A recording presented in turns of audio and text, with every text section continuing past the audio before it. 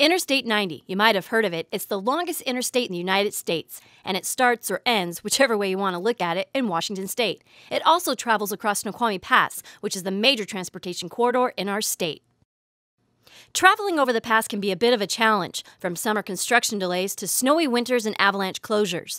But don't worry, hope is in sight, Washingtonians. The Washington State Department of Transportation, also known as WashDOT, is improving the first 5 miles of a 15-mile highway improvement project, known as the I-90 Snoqualmie Pass East High to Catchless Dam project.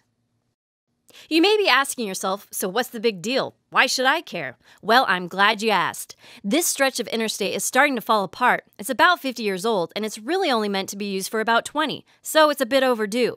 We're going to replace it with concrete pavement that's more durable and can withstand the beating it takes in the winter from chains, studs, and snowplows.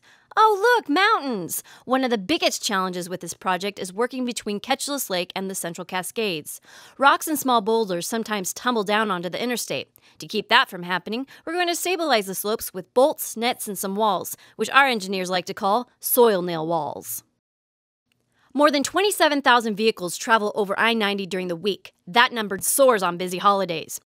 We need to make room for that traffic, so we're going to make I-90 bigger by adding lanes in each direction, taking it from 4 to 6 lanes. That should help relieve congestion. We're also adding and replacing bridges and culverts to accommodate the bigger interstate and to provide better access for streams, rivers, fish, and wildlife. Ready for a brief history lesson? Back in 1950, when Snoqualmie Pass was only a 2-lane highway, yeah, imagine that, we built a snow shed, which protected drivers and the highway from avalanches. That may have worked back then, but about 20 years later, when crews expanded I-90 from 2 to 4 lanes, the snow shed didn't expand to accommodate the new interstate, which meant it only covered the westbound lanes and still does now, more than 50 years later. Did I mention the snow shed sits in a prime avalanche zone? So this time, with yet another expansion, we're going to tear the whole thing down and start over with a brand new, wider, longer structure, which will reduce the amount of avalanche-related closures during the winter.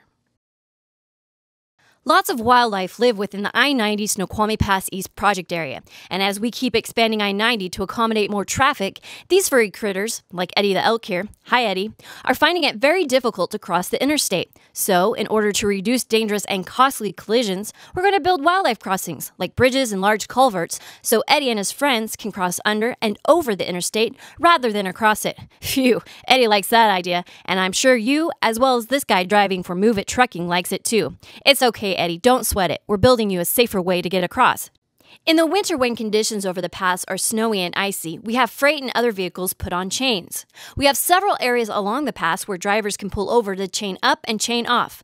Currently, these areas are a little cramped and can get very congested, which can be dangerous. So we're going to make them bigger and give you some more room. Get out a good book or Kindle, pop in a CD, or hit repeat on your iPod. You're going to run into some delays this summer. We're blasting rock from high above the slopes of I-90. Remember I mentioned earlier we're adding more lanes? Well, we have to make room for them somehow, so we're blasting the rock out of the way. Because we can't have you driving while we're using explosives to remove all that rock, we're closing the pass in both directions, Monday through Thursday, an hour before sunset. All this work takes about an hour because we have to remove all that material that comes down before we can let you go on your way. Another delay you will run into is rolling slowdowns. Rolling what? Yeah, sounds a little strange. Here's what we do.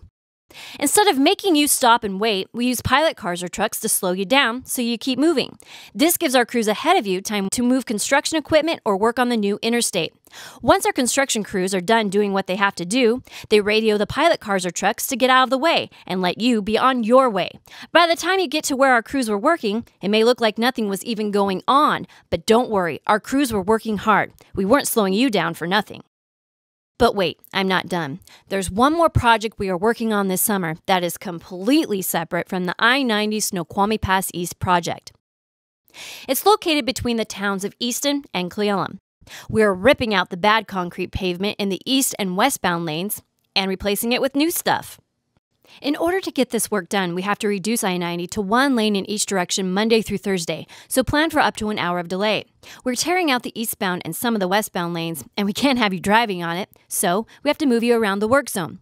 To accommodate busy weekend traffic, we'll keep both eastbound lanes and one westbound lane open Friday through Saturday. On Sundays, both westbound lanes and one eastbound lane will be open. The good news, we'll be done with daytime work around Memorial Day weekend. Then from June through October, we will just be working at night, which limits delays for you. Phew, that's a relief.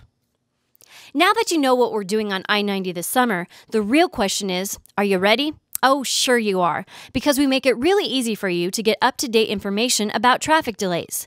Before you head out the door, log on to our What's Happening on I-90 website. Make sure to watch for the web address at the end of this video. Follow us on Twitter at Snoqualmie Pass, or call 511. On the road, tune into our Highway Advisory Radio on 1610 AM or 5:30 AM. It will also give you information about construction delays.